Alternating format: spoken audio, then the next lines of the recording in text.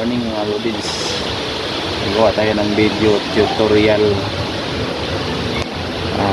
Kasi may isang subscriber tayo na nagtanong. Ito siya. Ako na ibutang ko ano ito dahil ang alignment ng mga gasket dito, mga AC.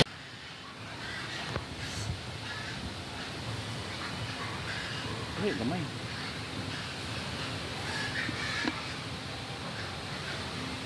Okay.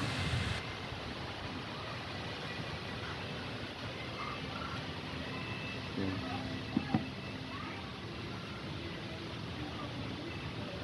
Balik. Itong muna. Minipis na washer. Tapos ito. Dapat hindi baliktad.